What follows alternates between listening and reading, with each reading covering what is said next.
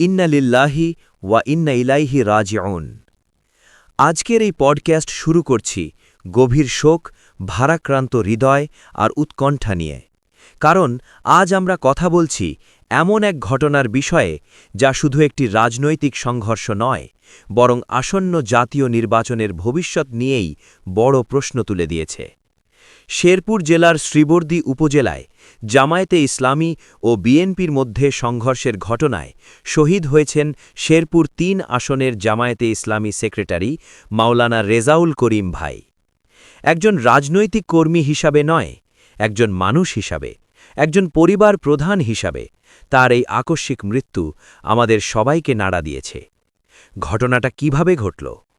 আজ বিকেলে শেরপুর ৩ আসনের সহকারী রিটার্নিং অফিসারের উদ্যোগে একটি ইশতেহার পাঠ অনুষ্ঠান আয়োজন করা হয়। এই অনুষ্ঠানটি ছিল নির্বাচনী প্রচারণা শুরুর পর একটি আনুষ্ঠানিক রাজনৈতিক আয়োজন। প্রাথমিকভাবে অনুষ্ঠানটি শান্তিপূর্ণভাবেই চলছিল, কিন্তু কিছু সময় পর বিএনপি সমর্থকরা বিলম্বে অনুষ্ঠানে উপস্থিত হন। এখান থেকেই শুরু হয় উত্তেজনা। চেয়ারে বসা নিয়ে প্রথমে বাকবিতণ্ডা, তারপর হাতাহাতি, আর মুহূর্তের মধ্যেই পুরো পরিস্থিতি রূপ নেয় সংঘর্ষে। যা ছিল কয়েকজনের মধ্যে কথা কাটাকাটি, তা অল্প সময়ের মধ্যেই রূপ নেয় দুই পক্ষের ব্যাপক সংঘর্ষে। পরিস্থিতি এতটাই ভয়াবহ আকার নেয় যে সেনাবাহিনীকে হস্তক্ষেপ করতে হয়। এই সংঘর্ষে আহত হন প্রায় ২০০ জনেরও বেশি মানুষ। এর মধ্যে সাধারণ মানুষ, রাজনৈতিক কর্মী এবং সেনা সদস্যরাও রয়েছেন বলে জানা যাচ্ছে। তবে সবচেয়ে হৃদয় বিদারক খবর আসে রাতের দিকে। সংঘর্ষে গুরুতর আহত ৩ জনকে আশঙ্কাজনক অবস্থায় ময়মনসিংহ মেডিকেল কলেজ হাসপাতালে নেওয়া হচ্ছিল। এরই মধ্যে রাত ৯:২০ পথেই মাওলানা রেজাউল করিম ভাই শাহাদাত বরণ করেন। একটি রাজনৈতিক সংঘর্ষ, একটি অনুষ্ঠান স্থল আর একটি জীবন চিরতরে নিভে গেল।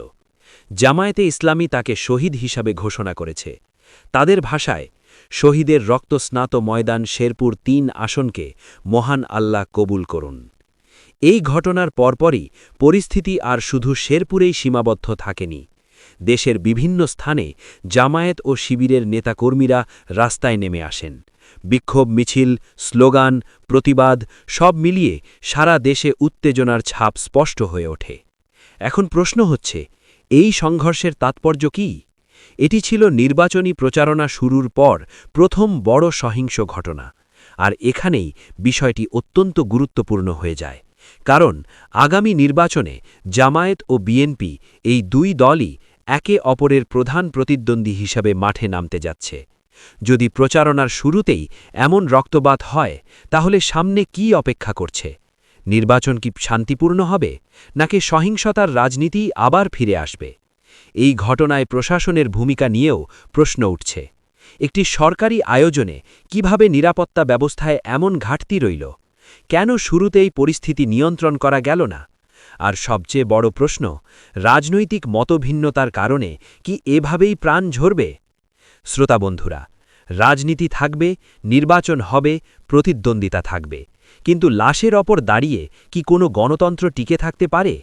মাওলানা রেজাউল করিম ভাইয়ের মৃত্যু শুধু একটি দলের ক্ষতি নয়, এটি পুরো জাতির জন্য একটি সতর্কবার্তা।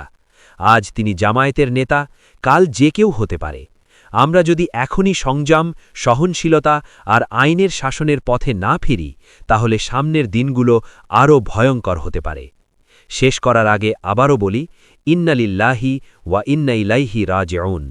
মহান আল্লাহ যেন শহীদ মাওলানা রেজাউল করিম ভাইকে জান্নাতুল ফেরদাউস নসিব করেন, তার পরিবারকে দেন ধৈর্য, আর আমাদের সবাইকে দেন বুদ্ধি, যেন আর কোনো মায়ের বুক খালি না হয়। আমি এখানেই শেষ করছি আজকের পডকাস্ট। পরবর্তী আপডেট ও বিশ্লেষণ নিয়ে আবার কথা হবে। আল্লাহ হাফেজ।